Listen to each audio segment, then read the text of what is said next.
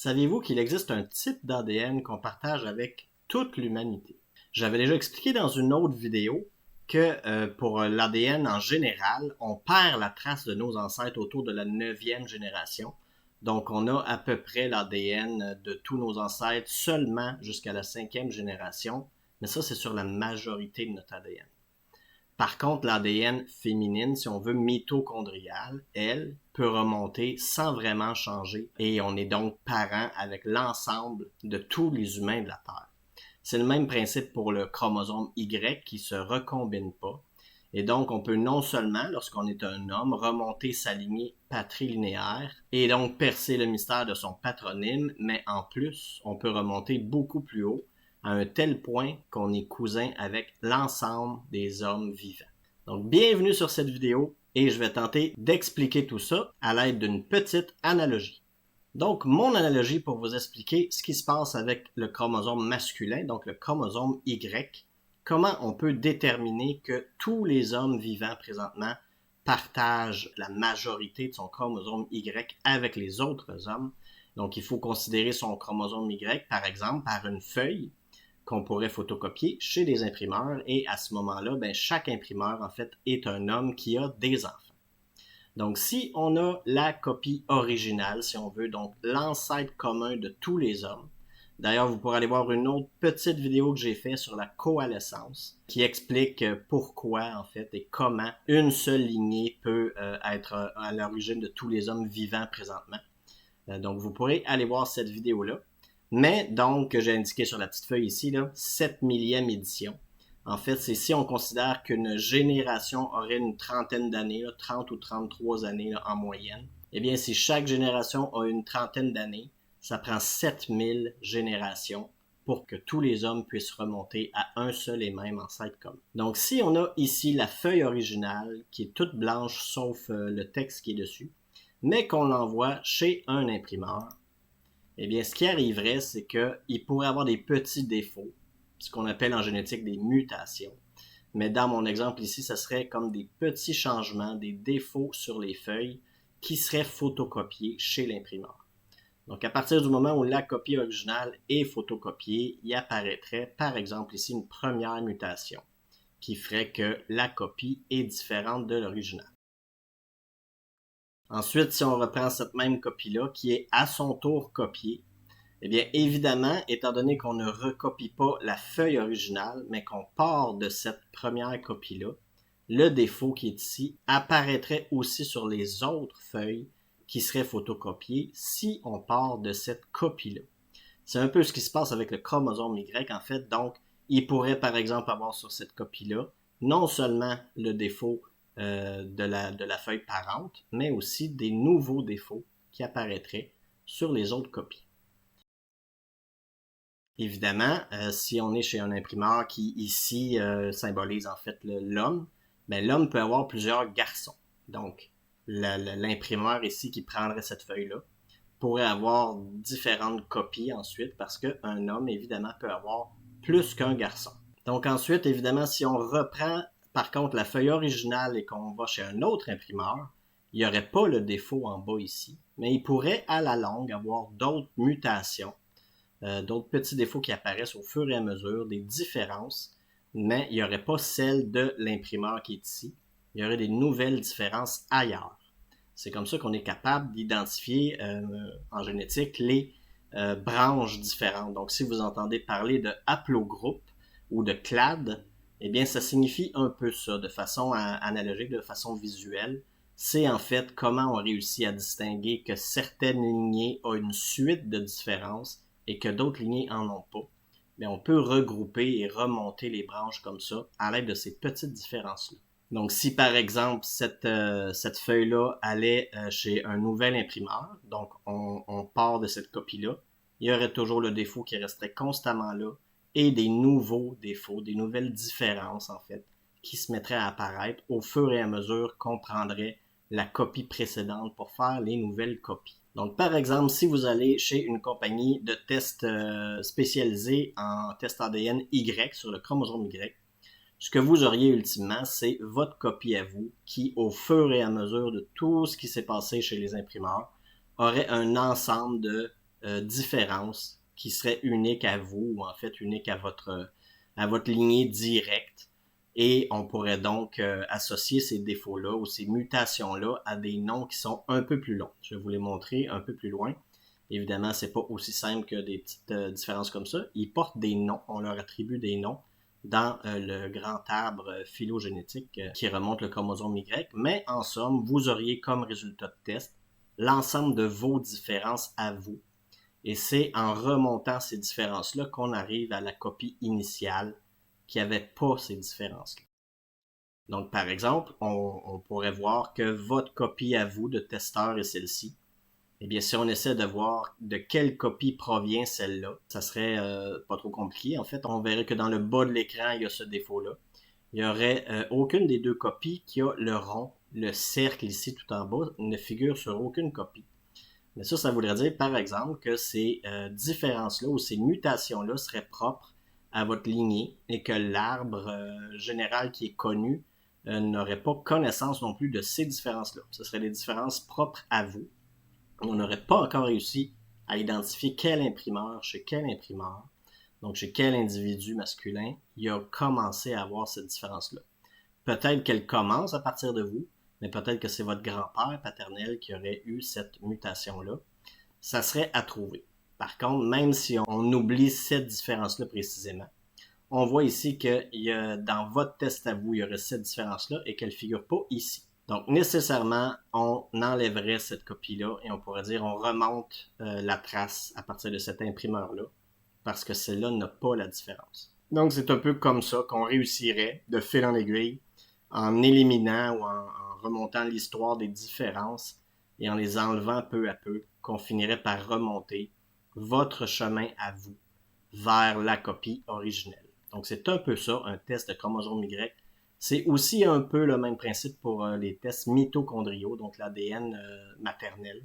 C'est un peu le même principe où est-ce que dans son test à soi de personnes vivantes actuellement, on note des mutations, des différences.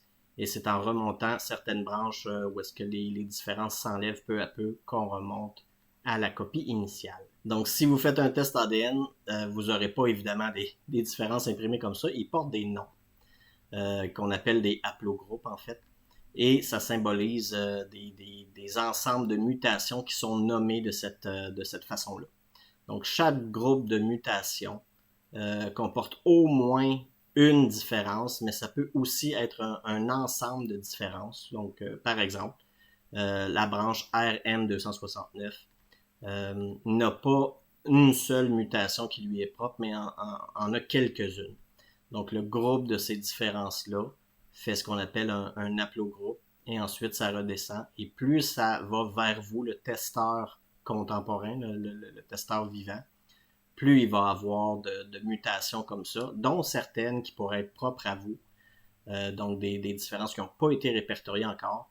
Et ça, c'est surtout si vous êtes un des premiers testeurs de votre lignée patrilinéaire, mais à ce moment-là, ils vont vous sortir une série de différences que vous seul avez parce qu'aucun autre testeur proche de votre lignée l'a fait. Donc, si votre frère testait ou si votre cousin direct testait, à ce moment-là, il y aurait plus qu'une personne qui aurait ces différences-là parce que plus l'imprimeur, entre guillemets, est proche de vous, plus la photocopie aussi qui a servi à vous faire était également proche de votre frère, évidemment, ou de votre cousin. Mais plus vous êtes un testeur isolé, plus c'est difficile de dire, OK, l'autre personne la plus proche de cet individu-là est peut-être un ancêtre commun que vous allez dans les années 1000 ou même dans le temps de Jésus à l'année 0. Ce qui est intéressant aussi, c'est que c'est pas seulement qu'on remonte les différences, mais qu'on peut les attribuer dans le temps. Donc, évidemment, en ayant accès à des restes humains, là, des squelettes ancestraux là, de personnes archaïques, en fait, on peut, à partir d'une simple dent ou d'un morceau de crâne qu'on déterre, savoir, OK, cette personne-là aussi avec quelle différence dans sa photocopie, si on veut, de chromosome Y. Et à ce moment-là, on pourrait déterminer que la première personne qui a eu cette différence-là, mais qui n'avait pas encore cette différence-là, c'était autour de l'année moins 1000 ou quelque chose comme ça. Même principe avec cette copie-là qui aurait à la fois ce changement-là, mais aussi celui-là. Nécessairement, la mutation est arrivée après. et on peut donc assigner une date à cet instant-là. L'avantage aussi de pouvoir faire ça, c'est pas seulement des restes humains qu'on utilise pour ça, c'est aussi des modèles génétiques simplement par la fréquence de mutation qu'il peut y avoir sur le chromosome Y ou sur l'ADN mitochondrial. Donc, on sait par un ordre de moyenne que les mutations surviennent à toutes les X générations et combien il y en a sur des millénaires. Donc, on a un modèle aussi pour savoir quelle région de l'ADN change et c'est quoi, en moyenne, la fréquence d'apparition de nouvelles différences ou de mutations. Mais c'est sûr que le fait de pouvoir aussi corroborer ça avec une dent qu'on trouverait de quelqu'un qui a vécu à l'an moins 5000, ça permet non seulement de confirmer ça, mais en plus de situer géographiquement où ces personnes-là habitaient. Évidemment, quand on remonte à des millénaires, il n'y avait pas de train ou d'avion, donc les gens se déplaçaient à pied. C'était beaucoup plus stable à cette époque-là où est-ce que les gens vivaient. Et on peut donc se fier que si on retrouve une dent, par exemple, de quelqu'un qui aurait vécu en moins 5000, bien, on a de bonnes chances de savoir que ce groupe de personnes-là était probablement stable et même s'ils se déplaçaient, mais ils n'allaient pas se déplacer sur des milliers de kilomètres à cette époque-là. Donc, on peut non seulement assigner dans le temps à quelle époque la modification est apparue, mais aussi à quel endroit sur la planète. Ce que vous voyez là, c'est un extrait là, d'une portion de l'arbre parce qu'il y a des milliers de branches sur l'arbre humain. Mais ici, on voit par exemple la fameuse branche que je montrais tout à l'heure, donc RM269. Si on remonte toutes les mutations là, vers la gauche et aussi l'autre ligne d'en haut, eh bien, on se rend compte que l'ancêtre commun se situe ici et que la fameuse branche là, qui serait RM269, qui a des centaines, peut-être même des milliers de petites mutations, remonte tous ces groupes-là. Là. On le voit ici par une espèce d'arbre où les différences se rejoignent et on réussit à retrouver, là, pour reprendre mon analogie, l'imprimeur chez lequel les copies subséquentes avec les défauts qui sont conservés sont reproduits. Ici, c'est plus si vous testez chez Family Tree DNA. C'est le genre de graphique que vous pourrez avoir avec votre test ADN Y. Et évidemment, comme je disais, on est tous parents présentement. Tous les hommes vivants actuellement sont parents entre eux via un ancêtre commun. Mais il y a aussi évidemment les gens qui sont décédés. Donc, si on se fie à Copernic ou Charles Darwin, ben on peut savoir eux aussi quelle branche ils avaient, donc quel groupe ou quantité de mutations ou de changements dans leur ADN Y sur leur chromosome. On peut donc eux aussi leur attribuer à quelle branche ils étaient, quel imprimeur ils avaient en commun avec quelles autres personnes.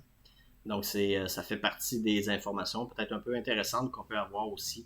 Donc, non seulement de savoir nos contemporains, mais aussi de savoir des gens connus qui auraient testé. Eux aussi se situent à quel embranchement de regroupement de mutations et de différences communes. Vous voyez aussi les pointillés ici. C'est parce que, comme je disais, c'est un modèle de probabilité là, où est-ce qu'on estime les changements arrivent à combien de générations. Évidemment, comme c'est une moyenne, parfois ça peut arriver un peu plus vite ou un peu plus lentement. Donc la ligne pointillée, en fait, sert à estimer bien cette branche-là serait autour de l'année 1000 ou un petit peu avant Jésus-Christ. Par contre, ça pourrait être aussi loin que même avant, autour de moins 3000 ou peut-être même autour de l'an 1. Donc évidemment, c'est pas une science exacte, on vous sortira pas une date précise, surtout plus on remonte les branches, mais des fourchettes de temps basées sur des modèles statistiques.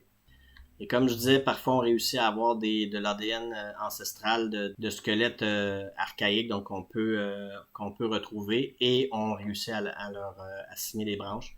C'est un peu comme ça que non seulement dans le temps, mais aussi géographiquement, on arrive à retracer l'histoire des migrations humaines et donc des embranchements aussi qui sont survenus sur le chromosome Y. Donc voilà, c'était une petite vidéo de comparaison ou d'analogie pour montrer, si vous recevez votre test ADN, qu'il y a juste une série de chiffres, là, une série d'haplogroupes qui arrivent jusqu'à vous.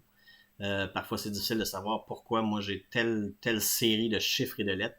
En fait, c'est juste une nomenclature de regroupement de différences, un peu comme si une photocopie allait chez un autre imprimeur qui avait un défaut. ou une modification, bien cette modification-là apparaîtrait sur toutes les copies subséquentes. C'est un peu ça qui arrive avec un test d'ADN-Y ou même mitochondrial, si vous voulez remonter plutôt la lignée matrilinéaire, donc celle de votre mère, grand-mère, arrière-grand-mère maternelle, etc. Donc j'espère que ça vous a plu. Merci beaucoup pour votre écoute et à la prochaine!